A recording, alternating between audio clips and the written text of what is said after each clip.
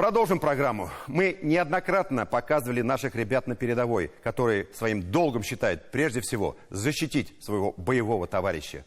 Многие даже после серьезных ранений снова отправляются на фронт к своим. Особое фронтовое братство объединяет этих людей навсегда. На этой неделе наши корреспонденты Ленар Валиулов и Андрей Ключников в рамках традиционной фронтовой церемонии награждения от имени Раисы Республики бойцов медалями за заслуги перед Республикой Татарстан познакомились с настоящими героями, которые служат в одном из татарстанских боевых подразделений.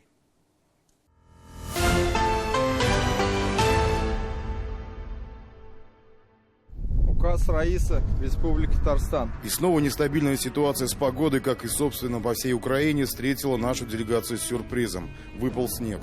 Очередная церемония награждения татарстанских артиллеристов медалью ордена за заслуги перед Республикой Татарстан от имени Раиса прошла на заснеженной передовой.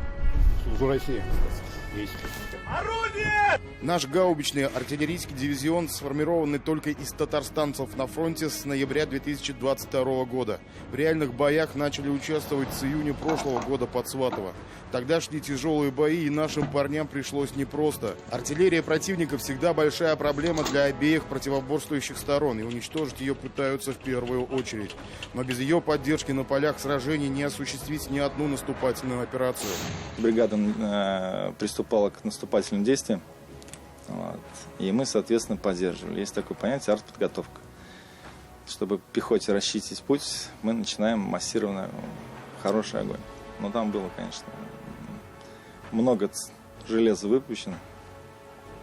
И пехотинцы видели, как нацисты выскакивали из своих окопов с передней линии и бежали на вторые свои заняния. И они просто были, шокированы, говорят: вау, оказывается, можно вот так вот. Не просто идти, когда там они сидят, и мы идем, она по нам стреляет, а когда можно сначала артиллерию их хорошо обработать, а потом только пойдет пехота. Начальник штаба с позывным «Марвел» из Казани, отец 3 детей. О своих боевых товарищах говорит с гордостью. Ведь сегодня татарстанцы считаются лучшими в своем деле на этом участке фронта. Даже сегодня не все награждаемые смогли вырваться с передовой, так как активно работают на ответственном участке фронта. Слава о нас идет хорошая в армии и вообще в 15-й бригаде. Нами довольны. Мы держим марку татарстанского дивизиона. Командир гаубичной артиллерийской батареи с позывным «Вагран» из Казани. В зону СВО приходил 2 раза. Сначала уходил добровольцем на 3 месяца, затем во время мобилизации в 2022 году сам пришел в военкомат и снова добровольцем. Хотя дома ждут жена и 3 детей. Я видел, что такое и как это было. Я понимаю то, что сейчас помощь каждого человека, мужчины, здесь требуется. Вот. И от помощи каждого бойца, вновь прибывшего даже, мы приближаем победу над фашизмом.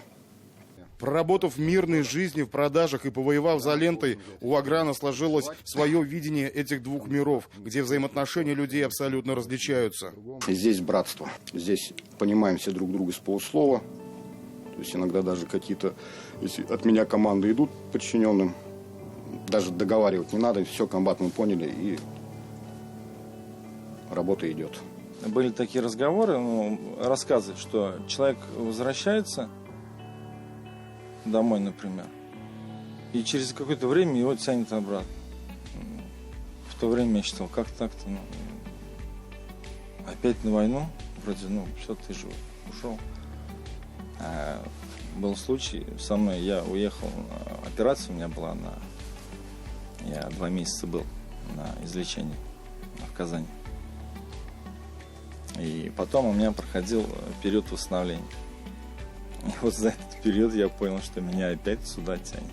Здесь, знаете, как будто это вторая семья.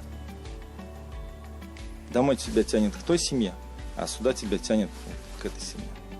Боги войны, как еще называют артиллеристов на фронте, из Татарстана с гордостью несут свою службу, хотя каждый день их сопряжен с опасностями. Так же, как и мы, так же и они. Вылетает мавик, кружит. Если огневая позиция плохо замаскирована, он ее видит, передает координаты и, соответственно, по тебе начинает работать уже их артиллерия. Плюс FPV-дроны тоже. Были случаи, когда у нас просто выводили наши орудия из строя буквально там за 50 минут. Два FPV-дрона прилетело и минус 2 орудия. Но наши артиллеристы научились воевать и с ними. Вот недавно выдали ружья охотничьи. Да? Ну, это одно из самых эффективных дробь. Дробью сбиваем. Вот буквально неделю назад сбили. Ну, FPV, а есть такая еще более опасная, Баба-Яга называется, да, всем известно. Вот буквально несколько дней назад, даже меньше недели, получилось сбить ее. Но это очень считается очень круто. Наши парни своей работой неумолимо приближают день новой победы нашей страны. Дома их ждут родные, близкие, друзья. И дай бог, чтобы в скором времени наши парни стреляли уже не в сторону противника, а в небо, салютуя миру. Ленар Валиулов, Андрей Ключников. 7 дней.